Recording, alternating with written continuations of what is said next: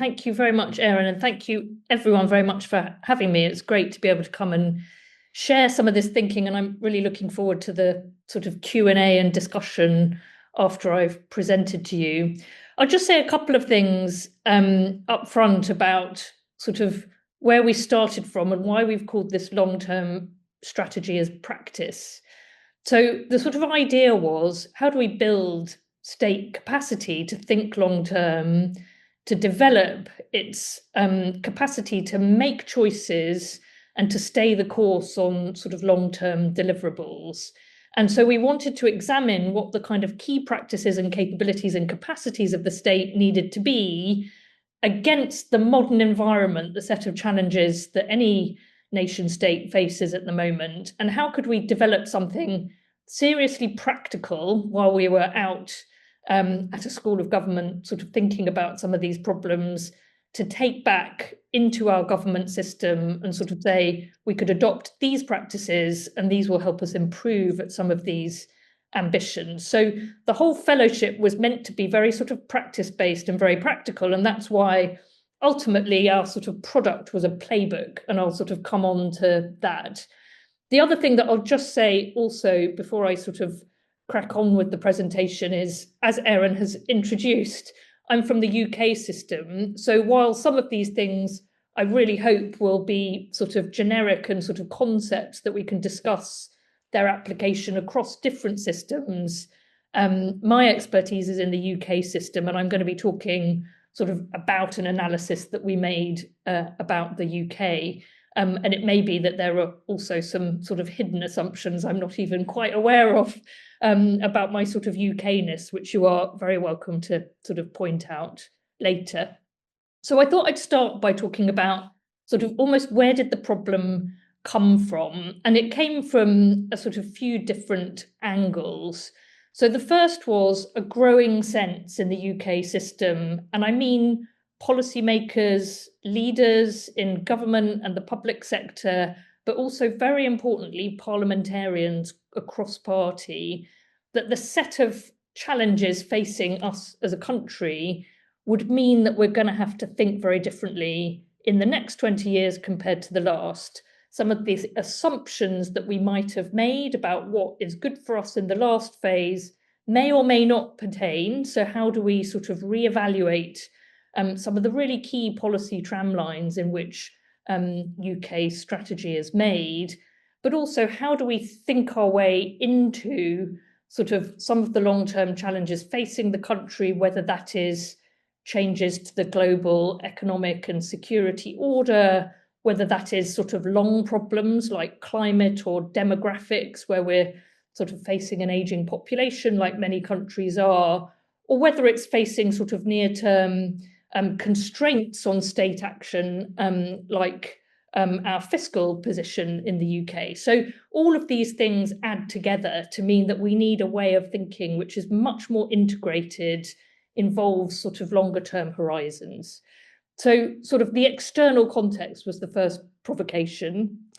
The second provocation was a sense that actually other countries, I'm not pretending that we think any country has sort of totally nailed this, but we're aware of other countries thinking innovatively in this space. So other countries thinking about how to introduce long-term thinking into their practices, into their parliamentary systems, other countries thinking more about sort of big bets and big pivots they might make, and what could we study and learn from what other countries are doing in this space. And then the third point is actually a sort of sense in our system in the UK that we are being a bit short-termist. We've got a desire to think more strategically and longer term, but actually some of the practices and the machinery and the institutional arrangements that we have keep pulling us back to sort of short-term concerns, perhaps incrementalism when we ought to be thinking a little bit more boldly, a sense that it's quite hard to get beyond sort of status quo thinking government. How do you sort of break out of current modes of thinking and actually engage with completely new types of paradigm that we might be seeing from technological change, for example? So all of these provocations were there in our system. And in fact, one of the sort of Key provocations that resulted specifically in my project was from a cross-party group of MPs getting together and sort of looking at this suite of issues and sort of putting to our then cabinet secretary, like, what is the answer for the state if we need to think differently and build a new type of strategic capability? And that was the origin of my project. I should sort of say we studied a lot of different things, and I wanted to talk a little bit about our approach. So we started by thinking, who should we study across the world? And hopefully people are online from some of these countries and might want to sort of comment on them later. We were interested in two things. We were interested in countries that we thought had adopted mechanisms that might be interesting to us, that promoted long-term thinking and national strategic thinking. But we were also interested in countries where we thought some big strategic development had happened, and could we sort of study what it was that had made that country successful. So, for example, we were very interested in Spain, because Spain had undertaken a 2050 exercise, and we went to talk to the people who led that exercise and how that was done. Equally, we were very interested in the Netherlands and the way the Netherlands produces long-term scenarios on a cyclical basis to help others across the system plan. But equally, we were interested in what had happened in certain countries. So we made a case study of Ireland and how Ireland had achieved its sort of Celtic Tiger economic miracle, and what sorts of structures and relationships across society had gone into that. And similarly, we sort of studied South Korea and some of the industrial policy that had happened there. And we were extremely interested in South Korea in the relationship between government and business, for example. Like, how do you build a sense across society that lots of different actors are contributing towards national aims? And one of the things we sort of found in South Korea was there was no sense that the government was dictating that framework, but there was a sort of joined up sense that everybody kind of knew what the key sort of national challenges were, what some of the big bets were, and therefore it was described to us as a sort of flotilla. People are able to float in the same direction if they want to and contribute to achieving national goals. And we were quite taken with that description, because we were trying to think of the right sorts of concepts to bring back to a UK, which is obviously characterised by quite adversarial politics. Like, we don't have a sort of huge tradition of consensus building. So how would we think about sort of national strategy as a framework, which also allows for people to make their own decisions and for politics to take its course? So we were really interested in all of these countries. And if anyone is interested, at the end, I will post links to all of our papers. We sort of wrote all of this up, and you could see our study in one of our sort of key papers. We also, I can't, hang on, I just need to click onwards. We also studied ourselves, as you can imagine. So one of the sort of key pieces of work we did was on our own history in the UK. Lots of people at the beginning of the project were quite sceptical about the UK's ability to do national strategy, and it was felt to be sort of countercultural, sort of counter to our political and administrative culture. So we developed an idea quite early on in the project about what did we mean by national strategy, because in the UK, trying to convey national strategy as a sort of 200-page plan that you're going to stick to for 20 years is clearly not going to be a sort of viable idea about what national strategy is. But we came up quite early with this sort of idea, which we tested on a lot of people, which is, if you could identify what your sort of 5 top long-term challenges are, like what's your common diagnosis of a country about where you are and where you're trying to get to, if you could identify the objectives that you think you need to stick to over a longer term horizon, say sort of 10 to 20 years, and if you could identify the big bets you're going to make, by which I don't mean sort of wagers, but I mean sort of the really key assumptions that are going to underpin your sense of how you're going to be successful at delivering those objectives. If you could articulate those in what we call the kind of 3x5 framework, sort of challenges, objectives, big bets, and sort of 5 of them, then you would have broadly created a framework that would provide a sense of direction and joint endeavour for problem solving for that sort of flotilla of people to kind of work on as a country. And having developed that sense of what we meant by national strategy, we then applied it to UK history. And we wanted to say to ourselves, did the UK actually have national strategy at different periods in history, whether it thought it did or not, if you looked at it through this framework? And actually, we found by looking at our history right back to sort of the late 1800s, you can diagnose in periods of about 15 to 20 years that the UK does have a sense of the challenges that it's focused on, the objectives that it has, and the big bets that it makes. And often it's in moments of crisis when those ideas are updated. And we were also trying to think about, well, how would you go about updating your strategic framework outside of crisis in order to take a new view and to transition into different periods?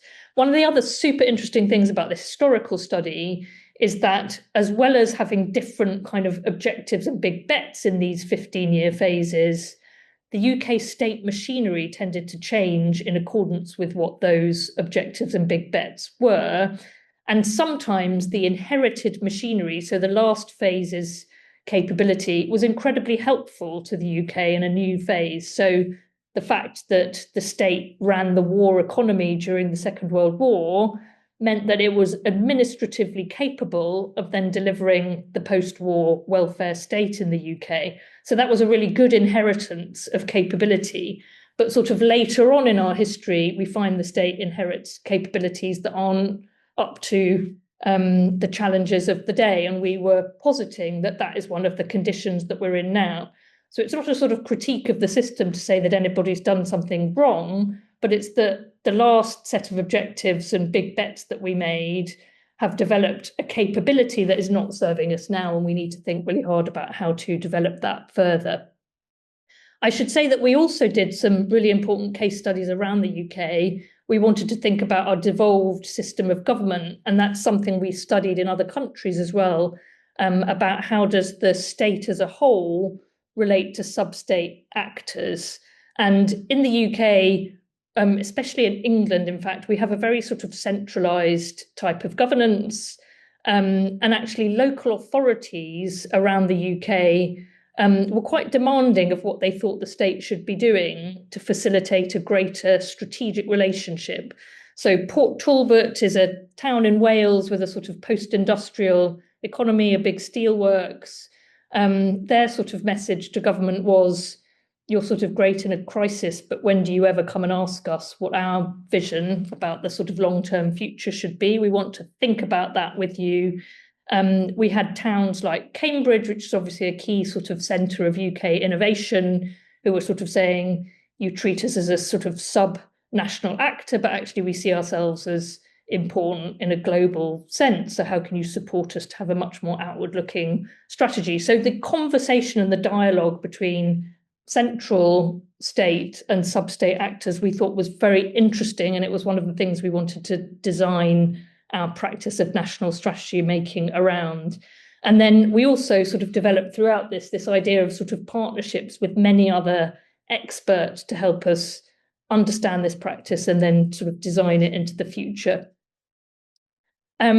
All of this kind of learning, whether that's from our conversations with other actors in society, our case studies of parts of the UK, the case studies we made of sort of international examples, and then our own history, brought us to sort of 4 key design principles that we wanted to use to develop the design of this practice.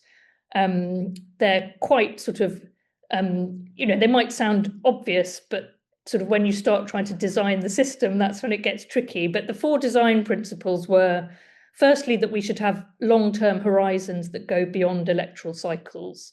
like our planning and our foresight shouldn't be constrained by the length of a parliamentary term.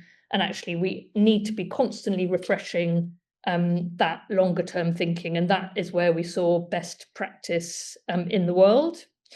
The second principle was that we wanted a national, not government mindset. And this is worthy of some explanation, because when we talk about national strategy in this sense, in this project, we're not trying to talk about a very centralizing sort of national strategy all written down, directing the activities of all state actors. What we're really trying to talk about is, let's break out of just sort of the governmental mode of thinking, and let's think about the contribution of many actors beyond government and how to facilitate long-term strategic action among many others, and indeed sort of receive their contributions.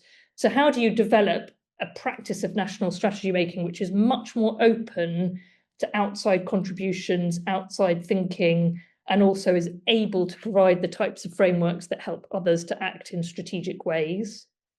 The third design principle was we wanted to be very focused on how you enable countries to make and reappraise big bets, like the really big strategic choices that you're making. How do you reappraise them and make pivots when you need to make pivots? And how do you engender sort of a sense of how you make choices and trade-offs? Because in the UK, we're facing into a future where we're going to have to make a considerable set of choices and trade-offs, and that's becoming really difficult in our politics, like thinking about choice making. So how do we invent a practice that makes that more apparent and easier to do? And to what extent are you able to involve other actors like the public in some of those choices to make it sort of more possible to start elucidating them and choosing a pathway to the future? And then the final design principle was that this needs to be open and transparent as a process. So it's not just about what you publish in the strategy, but it's actually that the methodology and the assumptions are all open to everybody. And for us, that was very important in making this work in our democratic system, because we're not expecting, if the party of government changes on a 5-year cycle, for exactly the same set of choices to be adopted.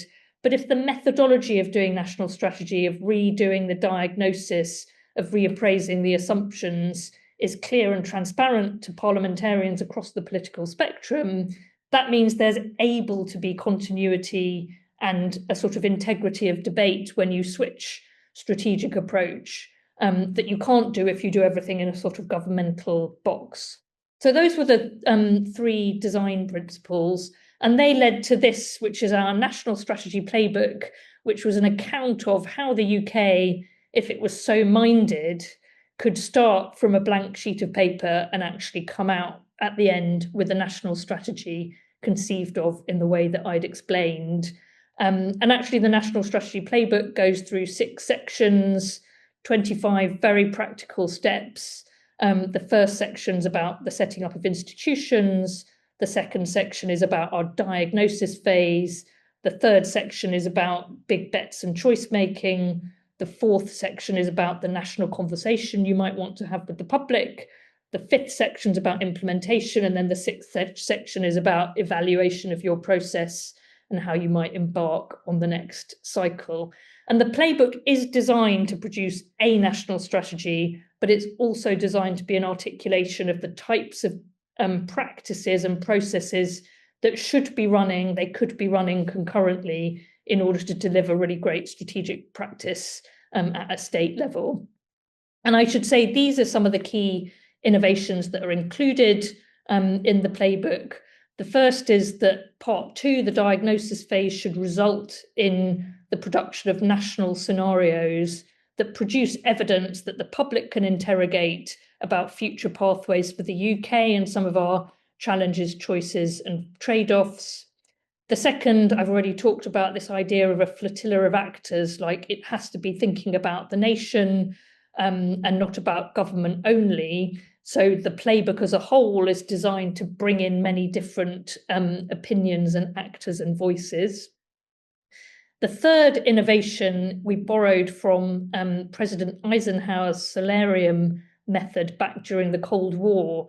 We were really interested in this idea of how you unpack and compete different strategies in order to be sort of honest about pathways and trade-offs, and also to enable sufficiently bold consideration of ideas. So I think I spoke at the beginning about how in the UK system at the moment, the status quo can achieve quite a lot of dominance over the new. So how do you kind of level that playing field and introduce toolkits and methods that enable people with new ideas to get a fair hearing alongside perhaps some of the more status quo thinking in government?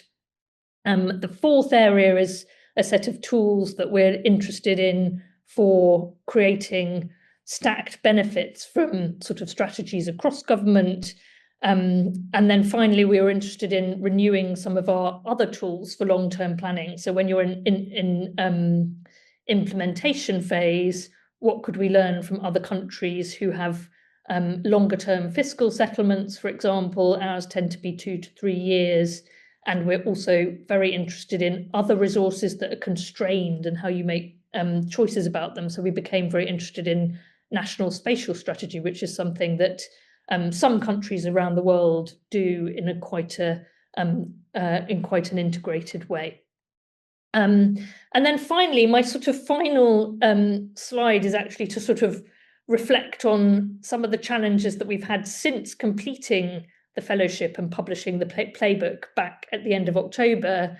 I've been back in government trying to implement the practices in the playbook, and I just wanted to share some of the challenges that we've had actually. The first is, of course, that events happen and governments all over the world are dominated by events, and at the moment some really critical and difficult events that raise all sorts of questions for governments and countries. But what tends to happen is it can crowd out the idea that there are some problems and issues that you need to take a long time over, and actually there is some sort of long-term thinking that needs to be sort of instigated at the same time. So how do we construct in our government and state architecture not to take away from the urgent response, which has to be excellent, but how do you instigate and retain capability to do that long-term thinking? So that's been a challenge for us. What I've called vertical policy habits. So you can get really great long-term thinking, like in the UK across our system, we've got some departments doing amazing work on climate and energy, etc., for example. But when you start looking outside of those sort of vertical administrative organizational pillars, it's very difficult to get the kind of system-wide big picture thinking. And why is it that people are incentivized to do the vertical and it's much harder to do the horizontal? I'm sure that is a question for the ages that we will sort of come on to, but we're continuing to try and establish some more of these horizontal practices in government.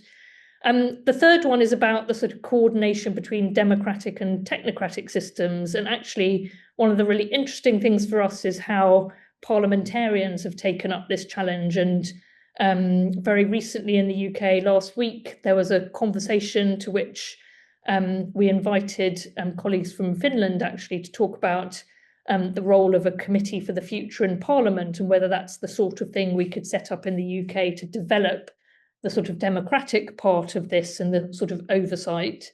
So how do you get technocratic and democratic systems to grow their capabilities in tandem so they can speak to each other? The fourth thing is about misaligned policy time horizons. So it's not that we only have short-term time horizons, we have lots of long-term time horizons, but they tend to be misaligned. So your time horizon on housing and your time horizon on energy will be different. So how do we get departments across government to come together and make judgments about common time horizons? And then the sort of fifth point is just the sort of some of the ingrained cultures and practices of government can make collaboration really difficult. Even as we've come back into government and found that people are hugely energized by this set of ideas, building it into the day job can be really tricky. So those were the 5 things I wanted to kind of leave you with. as sort of maybe a spur for discussion. And Aaron, I will pause there and probably stop screen sharing. Perfect. Thank you so much.